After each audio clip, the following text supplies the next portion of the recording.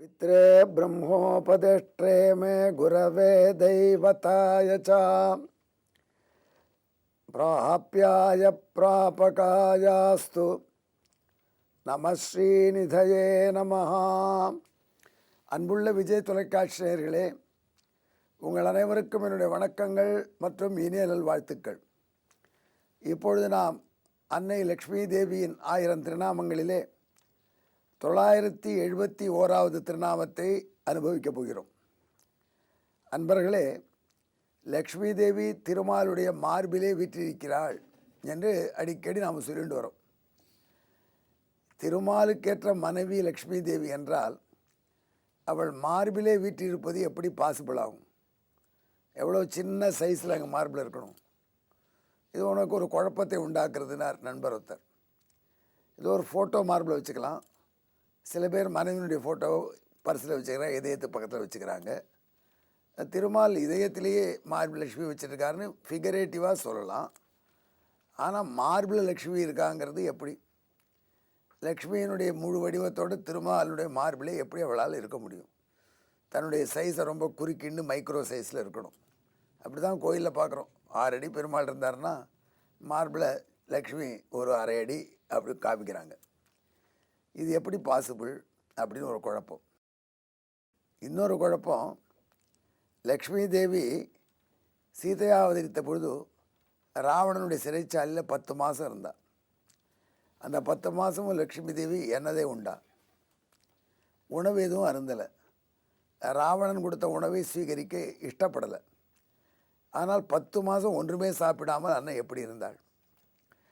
அதில் ஒரு துளி அமிர்தம் கொடுத்தான், அந்த அமிர்தத்தை சாப்பிட்டு அதில் பழிச்சிருந்தாங்க அப்படின்னு சொல்கிறாங்க.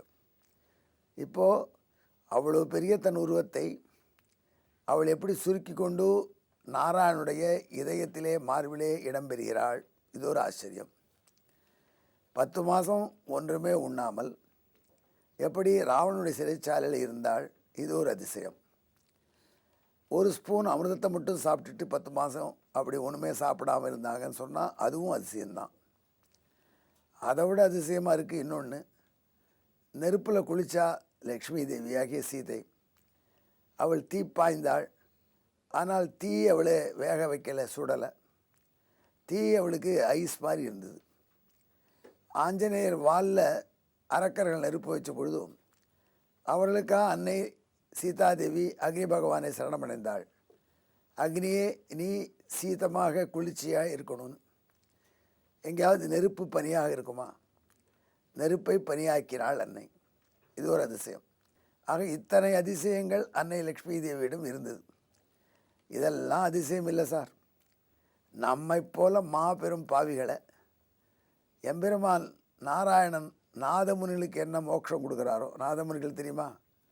ஆளவந்தாருடைய பாட்டனார், நம்மாழ்வாரை நேரே கண்டவர், தேவகானத்திலே வல்லவர், யோக சாஸ்திரங்களிலே திறமை மிகுந்தவர், தமிழ் சம்ஸ்கிருத இலக்கியங்களிலே எல்லையற்ற புலமை பெற்றவர், நாராயணனே இடையறாமல் தியானம் செய்து கொண்டிருப்பவர். அப்படிப்பட்ட தூய பக்தியின் சின்னமாக இருந்த நாதமுனிகள் அவருக்கு என்ன மோட்சமோ, மோட்சத்திலே அவருக்கு என்ன சுகமோ, அவருக்கு என்ன பதவியோ, அதே தான் நாமும் சரணாகதி பண்ணிட்டு அங்கே போனான். இதை எப்படி செய்ய முடியும்? அவ்வளோ குவாலிஃபிகேஷன் உள்ளவருக்கு கிடைக்கக்கூடியதை அங்கே வருவதற்கே லாயக்கற்ற நமக்கு எப்படி கொடுக்க முடியும்? இதை அன்னை செய்கிறார்.